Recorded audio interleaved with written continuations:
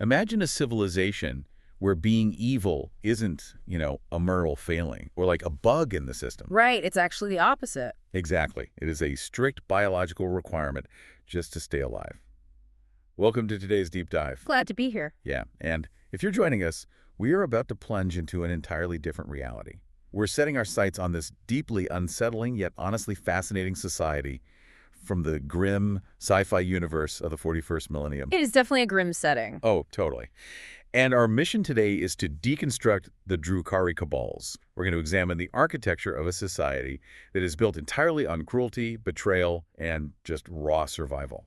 It's a very dark place to explore, but it's an incredibly illuminating one. Because you have to realize from the outset, we are not looking at a faction of two-dimensional villains who just happen to do bad things. Right, they aren't just mustache-twirling bad guys. Exactly. We are looking at the ultimate extreme of the survival instinct. This is really an exploration of what happens when an entire race looks at the prospect of extinction, looks directly into the void, and makes this conscious decision to sacrifice its very soul just to avoid disappearing. Wow. Yeah, it is a societal thought experiment taken to its absolute most terrifying logical conclusion. Okay, let's unpack this. We have to start by setting the stage, because the environment dictates, well, everything about these people. It really does. The setting is everything. Right. So the stage for this society is a place called Camorra, famously known as the Dark City. And right away, we have to establish that the Drukhari Kabals are not some unified faction marching under one happy banner. Far from it, yeah. They're this cutthroat web of noble houses locked in an endless bloody game of political and physical survival. They act as the aristocracy of the Dark City. And that structure is so important to understand. It is.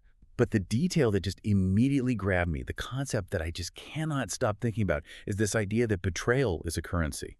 In Camorra, the absolute only law that governs anything is the law of the strongest. That concept, betrayal as a currency, it's the fundamental building block of their entire society.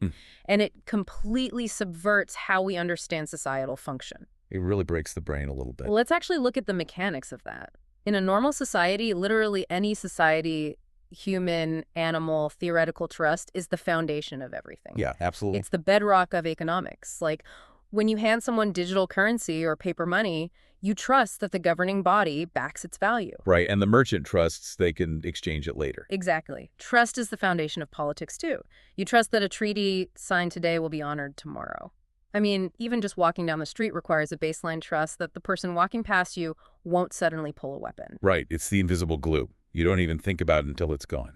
But Camorra operates completely without that glue. How does the society function when the baseline expectation is a knife in the back? It sounds exhausting. Oh, it is. If betrayal is a currency, it means it has tangible value. It is traded, it is expected, it is calculated into the basic cost of doing business. So you're factoring it in like overhead. Precisely. You don't make an alliance with another noble house in the Dark City believing they'll be your friend. Or even, a reliable partner. You make it knowing they're going to turn on you. Yes, you calculate exactly how, where, and when they will betray you.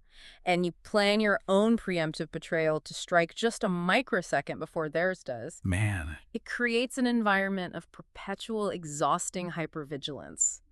The entire economy of Camorra runs on the anticipated downfall of your peers. It's mind-bending to think about the day-to-day reality of that for you, the listener. Yeah. Like, put yourself in the shoes of a Drukhari noble. It's a stressful morning routine. Right. You wake up, and your first thought is figuring out if your food taster has been bribed. Your second thought is calculating if your bodyguard's promotion depends on your sudden disappearance. The sources refer to them as the aristocracy of agony, which is just an incredibly evocative phrase. It's very poetic in a dark way. It really is. They embody the worst excesses of their entire race. Pure ambition, utter cruelty, and a complete disregard for any life but their own. Total narcissism on a societal level. Yeah. And when I was trying to picture how this actually operates on a structural level, the closest analogy I could come up with was a hyper-toxic corporate Wall Street environment. Okay, I can see that. The kind of place where people are constantly stabbing each other in the back for promotions, stealing clients, engaging in absolute ruthless corporate warfare. Right, highly competitive. But now crank that up to a lethal sci-fi extreme. In Camorra, a hostile takeover isn't about buying up shares. It involves literal physical assassination. And your severance package is death. Exactly. That's a decent starting point, but I'd argue Wall Street is ultimately just about money and ego. Sure, fair point. This is about biological and spiritual survival, which makes it infinitely more desperate. It is the ultimate unchecked meritocracy of violence. A meritocracy of violence. Wow. Now, if you are weak, you are consumed. If you are strong, you consume others until someone stronger comes along. There are no golden parachutes here. But this is where I have to push back, because logically, something isn't tracking for me. What's that? Well, if the only law is the law of the strongest, and everyone is constantly betraying everyone else because that's the literal currency of the realm, how does this society not just collapse into immediate chaotic anarchy? That is the big question, yeah. I mean, how do you build a city, let alone a hyper-advanced one? How do you maintain basic infrastructure? How do they build anything lasting if everyone is just constantly murdering the person next to them to climb this ladder? That is the pivotal question, because pure anarchy burns itself out. Right, it doesn't build cities. Anarchy doesn't build a dark city that spans dimensions, and it certainly doesn't sustain an aristocracy for millennia. The answer to how they avoid immediate collapse is that order does exist in Camorra. Okay, so there is order. It absolutely exists, but it is not an order born of cooperation, mutual benefit, or a social contract. It's not a democracy. Not at all. It is an order maintained through terrifying monolithic organizations, which brings us directly to the architecture of the Kabals themselves. Okay, so the Kabals are the ruling class of the Drukhari.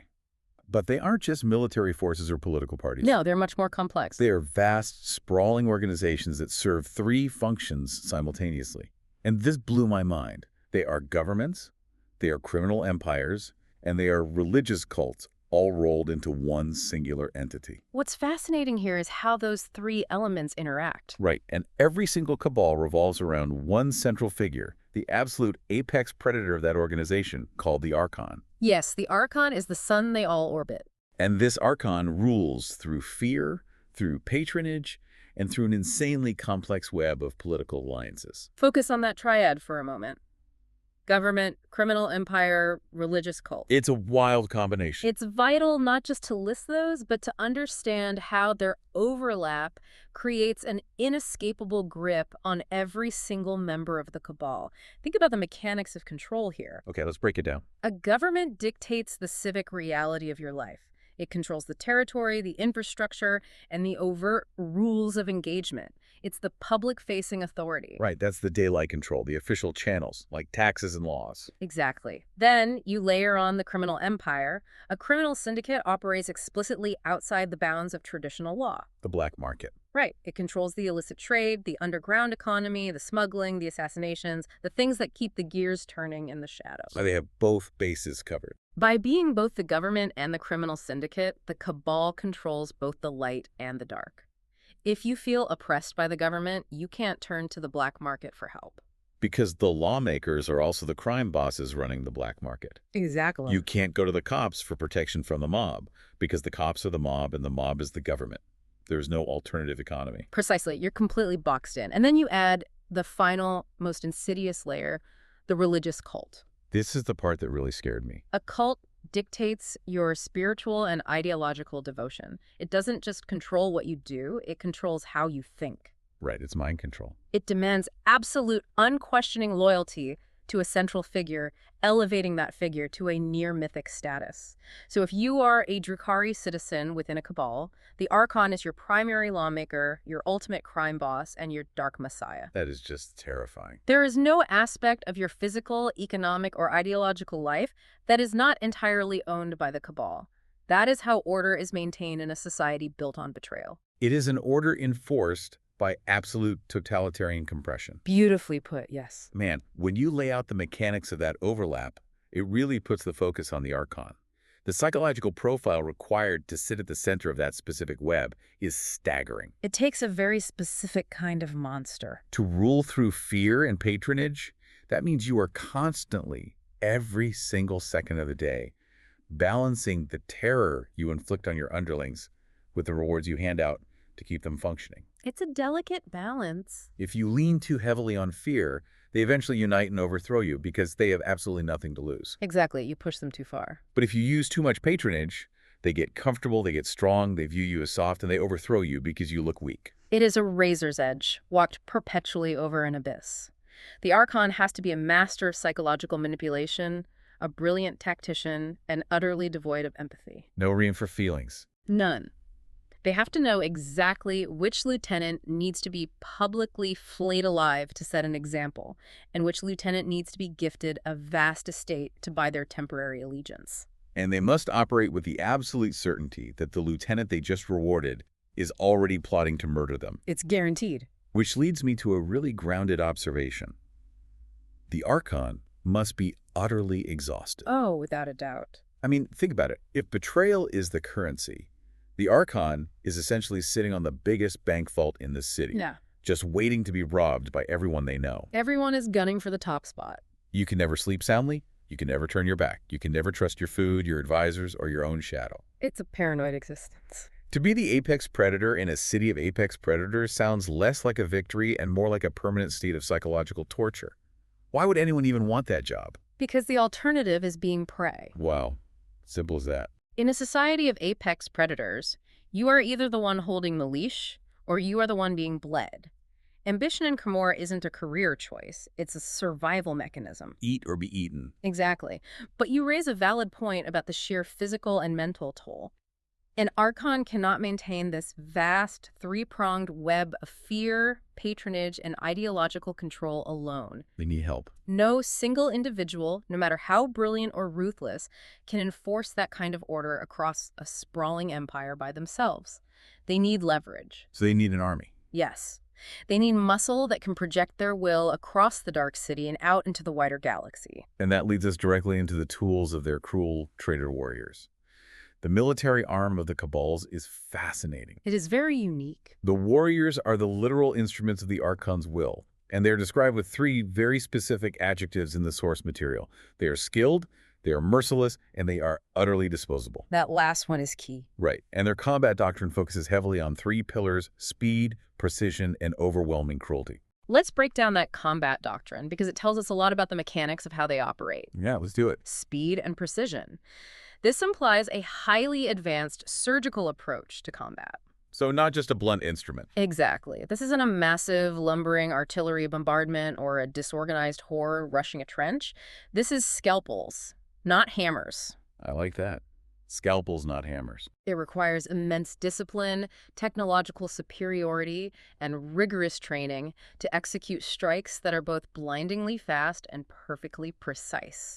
So they're elite. Highly elite. They strike before the enemy even knows they are under attack, and they pinpoint exact vulnerabilities. But then you add the third element, overwhelming cruelty. Which is wild because overwhelming cruelty usually isn't a military objective in itself. No, normally it's not. It's usually a byproduct, like collateral damage. I'd go further. In most military doctrines, cruelty is a symptom of a breakdown in discipline. Right, like war crimes when soldiers go rogue. Exactly. It's what happens when soldiers lose their training. But here, it is explicitly part of the strategy. It is engineered into their warfare at the systemic level. It's a part of the blueprint. Overwhelming cruelty is used as a psychological weapon as much as a physical one. They don't just want to defeat their enemies on a tactical level, they want to break them psychologically, to extract maximum terror and agony from the engagement. But here's where it gets really interesting for me, and where I have a hard time squaring the circle. Okay, what's the hang-up? I can wrap my head around speed and precision. I can even understand cruelty as a terror tactic to break enemy morale. But I am hung up on the paradox of these warriors being described as both skilled and utterly disposable. Yes, the paradox. Normally, if you are running a military force and you have highly skilled operators, elite troops, you protect them. Of course, they're valuable assets. Training takes time. It takes immense resources. It takes years of experience to create a soldier who embodies speed, precision, and the ability to execute complex tactics. Absolutely. How can the Kabals view their most skilled, highly trained instruments as utterly disposable? Doesn't that contradict basic military logic? Why throw away your best assets? It absolutely contradicts standard human military logic, but you have to remember, we are dealing with a society where standard rules do not apply. Right, we're in Camorra now. This paradox actually perfectly highlights the infinite ambition and the utter disregard for life that is inherent in the Drukhari. Even their own life. Yes. Think about how venom functions in a highly lethal snake. Okay, a snake. Creating that venom is biologically expensive. It requires complex internal mechanisms and energy to produce. It takes a toll on the snake. Exactly. But when the snake strikes, it doesn't hold back the venom because it was hard to make. It injects it entirely and violently into the prey because that is the only way the snake survives. It has to use it to live. The venom is highly complex, incredibly lethal, and entirely disposable. To the Archon, the elite warriors are the venom. Wow. They are a complex weapon meant to be expended to secure a kill. That is a much better way to look at it.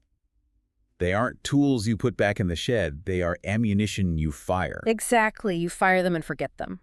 Furthermore, Camorra is a place of endless population and endless plotting. So there's always a replacement. Always. There is always another ambitious killer waiting in the shadows to take the place of the one who just died. And viewing them as disposable is also a crucial mechanism of political control. How so? If the warriors believe they are irreplaceable, they gain leverage. They gain power. Oh, and then they overthrew the Archon. Right. By treating them as fundamentally disposable, the Archon reinforces the hierarchy. You are skilled, yes, but you are nothing without the Cabal. You are a weapon, and weapons are meant to be used, dulled, and discarded. Okay, that tracks from a control perspective. Yeah. But I want to drill down on the cruelty aspect of their combat doctrine. Sure. Why does it require overwhelming cruelty? If you have speed and precision, why not just kill the enemy efficiently? It's a good question. If you drop into a war zone, why take the time to inflict maximum agony when a quick, precise strike to the neck would end the threat faster? From a purely tactical standpoint, unnecessary cruelty is inefficient. It wastes time and leaves you exposed. That question brings us to the very darkest secret of this entire deep dive. Oh boy. Because you're right, tactically, it is incredibly inefficient. But for the Drukhari, cruelty isn't just a tactic. It isn't a hobby, and it isn't just a psychological weapon to scare their enemies into surrendering. Then what is it? Cruelty is a diet. And this is where the bottom just completely falls out of this universe for me. It gets much, much darker. The overarching cultural principle of this society is defined as survival through domination. The Drukharis are a dying race. Literally dying. Their souls are slowly, continuously being consumed by a cosmic entity named Slaanesh. Yes. And to stave off this doom, to keep their souls from being sucked into the void, they must feed on the pain and suffering of others. This makes their cruelty a literal biological necessity. If we connect this to the bigger picture, this is the philosophical and physical core of what makes the Drukhari so uniquely terrifying. It's not just evil for evil's sake. No, we are talking about literal psychic vampirism. They are suffering from a metaphysical disease. Metaphysical disease, wow. I want you to imagine the existential dread of being part of a dying race. But it's not a disease of the body. It's a literal ticking clock on your eternal soul. That's unfathomable. In the reality of the 41st millennium, Slaanesh is a cosmic force of chaos that is constantly pulling at them, draining their life force. So they can feel it happening. Yes. If a Drukhari does nothing, if they try to live peacefully, their soul withers and they suffer a metaphysical fate far worse than mere physical death. So peace is a death sentence. Exactly. The only way they can replenish themselves, the only way they can temporarily plug the hole in their soul, is by absorbing the psychic energy released by the extreme pain and terror of other living beings. I really need to explore the mechanics of that phrase, biological necessity, because it completely changes the context of their evil. It reframes everything. It reframes it in a way that is profoundly disturbing. Think about nature here on Earth. Okay. When a lion hunts a gazelle, takes it down, and eats it alive, it's brutal. It's violent. But we don't call the lion evil. Exactly. We don't call the lion evil. It's just nature. It's a biological necessity for the lion to consume flesh to survive. It has no moral weight. Right. But the Drukharis aren't mindless beasts operating on instinct. They are highly intelligent, deeply complex, technologically advanced beings who are fully aware of what they're doing. Very aware. And yet, they are forced to inflict sheer, unadulterated agony on sentient beings just to wake up the next day. It elevates cruelty from a sadistic choice to a biological imperative. They don't have the luxury of mercy. Because mercy kills them. Yes, for a Drukhari, showing mercy means their own soul is actively consumed. To understand how this works mechanically, you have to realize that pain in this universe generates a psychic resonance. Like an energy wave. Exactly. When they launch a raid into real space, meaning the actual physical universe where humanity and other species reside, they aren't just there to steal resources or conquer territory. They aren't expanding their borders. No, they are there to harvest. They use weapons designed explicitly to overload the nervous system without killing the victim immediately. So they keep them alive to hurt them. Yes, the ambient terror, the physical agony of their captives radiates outward, and the Drukhari physically and spiritually absorb it. It revitalizes them. It makes them younger, stronger, faster. The analogy I kept coming back to was this. Imagine a person trapped in a sinking submarine at the bottom of the ocean. Okay, claustrophobic. Very. The hull is breached, the water is rising, and the air is running out. This person realizes that to get just one more minute of oxygen, to live just a little bit longer, they have to physically steal the air from their crewmates. Right, terrible choices. They have to choke the life out of the person next to them just to take a breath. It's a horrific, desperate act of survival. Truly desperate. But with the Drukhari, it's like that submarine has been sinking for thousands of years. And the air they are stealing isn't oxygen. It's the pure suffering of other people. That is a remarkably apt and chilling analogy. They have built an entire aristocratic, technologically advanced society inside this sinking submarine, entirely dedicated to optimizing the process of choking the people next to them. They really have. They have institutionalized the act of stealing that oxygen. It's an industry. The Kabals, the raids into real space, the elaborate combat doctrines of speed and precision and overwhelming cruelty, all of it is just a highly sophisticated infrastructure designed to harvest pain. Like a farm. It is an industrial-scale farming operation, and the crop is agony. Without it, they wither and die. Every political maneuver in Comor, every betrayal, is ultimately about securing better access to that harvest. So, if this horrific biological necessity is the baseline, what does it look like when a Drukhari succeeds perfectly at this? The absolute peak. Right? What does the absolute apex predator of a society built on betrayal, fear, and the industrial harvesting of pain actually look like if everyone is a monster who is the king of the monsters? The source material provides us with the ultimate example. It introduces us to the most infamous, the most powerful cabal in all of Comora, the Cabal of the Black Heart. The Black Heart. And to truly understand the Black Heart, you have to look at the entity that sits at its absolute center, pulling every single string. Yes, as Dubael Vect. He is explicitly called the Supreme Overlord of Comora. He leads the Black Heart. The undisputed ruler. The lore states he has reigned for millennia, reshaping the Dark City to his will and absolutely crushing his rivals. I have to admit, my inner history buff was just reeling at the mechanics of this. It's an impossible achievement. Supreme overlords. To survive for millennia in a society where, as we establish, betrayal is literally the recognized currency, makes Vect, I mean, he has to be the ultimate master of this lethal political game. Without a doubt. Millennia. In a city where your own lieutenants are biologically wired to be ambitious, cruel sociopaths who need to inflict pain to survive. They're constantly plotting against him. The sheer force of will, the architectural paranoia, the terrifying intellect required to stay on top of that pyramid of knives for thousands of years is almost incomprehensible. He is the embodiment of their cultural philosophy taken to its absolute zenith. Vect didn't just survive the game, he owns the board. He wrote the rules. The Black Heart is a symbol of the Drukhari's ultimate ambition, absolute power, achieved through absolute cruelty.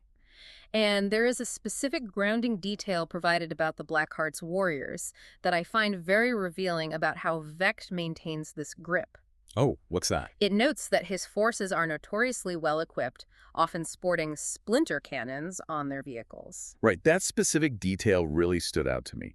Out of all the things to mention about a sci-fi empire, it highlights a specific weapon mounted on their vehicles. It's an important detail because it grounds the abstract horror we've been discussing in a very terrifying physical reality. It makes it real. We've been talking about high-level philosophy, about psychic vampirism and sinking submarines and the triad of government control. But a splinter cannon mounted on a fast-moving vehicle is a stark reminder of how this philosophy is actually executed on the ground. What exactly do these cannons do? Splinter weapons in this universe fire crystalline shards coated in highly virulent neurotoxins. Oh, so it's not just a bullet. No, they're designed explicitly to maximize agonizing nerve pain before causing death. Maximize pain, of course. For the harvest. Exactly. By putting these on fast-moving vehicles, it speaks to a highly equipped, heavily militarized mobile force. These aren't just thugs enforcing a protection racket in an alley. Hurry. These are highly mobilized death squads acting as the overlord's personal enforcers. They represent state-sanctioned, overwhelmingly armed terror. It's the physical, kinetic manifestation of Vec's absolute power. It says they are the enforcers of Vec's will, symbolizing absolute power achieved through absolute cruelty. And then there's this line that I really want to bounce off you, is they dominate not just other races, but themselves. The Drukhari. That's a crucial point. So what does this actually mean for the rest of Camorra?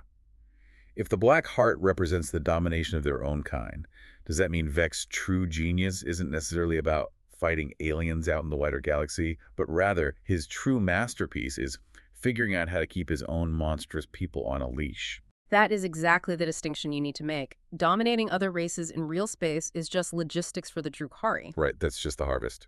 It's grocery shopping for a race that eats pain. The true challenge, the true mark of Vec's terrifying supremacy, is dominating the Drukhari themselves. Taming the monsters. How do you rule a society of apex predators who view betrayal as a virtue? You become the monster that the monsters check under their beds for. Wow. You build a cabal so flawlessly ruthless, so overwhelmingly well-equipped with those splinter cannons and death squads, and so deeply embedded in that triad of government, crime, and cult that even a race defined by ambition and treachery realizes that moving against you is instant suicide. He's made himself untouchable. Vec doesn't just rule Camorra. He is the gravitational force that keeps it from flying apart into pure anarchy. Which brings us to the final and perhaps most disturbing conclusion about what the Drukhari and Vec truly represent in this universe. Yes, the core theme. The narrative outlines what it calls the ultimate horror of the Kabals. It states plainly that the Drukhari Kabals embody humanity's and the wider Imperium's greatest fear, the triumph of pure selfish evil. Pure selfishness. They are a race that has consciously chosen to embrace their darkest instincts. They sacrifice their souls to avoid extinction. But here is the crucial, the absolute most important distinction to be made. They are not tragic figures. No, not at all. They are monsters, and they enjoy being monsters. That distinction is profound, and it is what elevates them from mere sci-fi antagonists to something much more horrifying. It really changes how you look at them. Think about the tropes we are used to, often in fiction or even in history, when we look at a group that is acting out of a biological necessity or acting to avoid a terrible, unavoidable fate like being consumed by a cosmic entity. We naturally tend to pity them. We want to empathize with them. We say, look at the terrible things they're forced to do just to survive. What a tragedy. It's the classic vampire with the soul trope. Right, the brooding vampire who hates drinking blood. Exactly. We desperately want to believe that deep down they hate what they have to do. We want to believe that if they had another choice, they would take it. Right. We want to believe they are tormented by their own cruelty. It makes us feel better about the universe because it implies that morality and goodness are the default state and evil is just a forced deviation. But the reality of the Drukhari explicitly and aggressively strips the listener of this pity. They do not hate what they do. They don't feel bad about it at all. They are not tormented by it in the dead of night. They revel in it. They have taken a biological curse, the draining of their souls, and turned it into an art form, into a high culture. You celebrate it. They are thrilled by the agony they inflict. The fact that harvesting pain keeps them alive is almost a secondary bonus to the sheer intoxicating pleasure they derive from the domination itself. The triumph of pure, selfish evil. I just kept dwelling on that phrase. It's very powerful. It is the ultimate rejection of the greater good. They didn't just adapt to a harsh reality to survive. They leaned completely into the horror. They embrace the dark. They looked at the abyss, saw that it demanded cruelty, and said, "Great, we love cruelty. Let's build an entire interdimensional city dedicated to perfecting it." It's their entire identity. It completely shatters the comforting idea that long-term survival requires cooperation, empathy, or community building.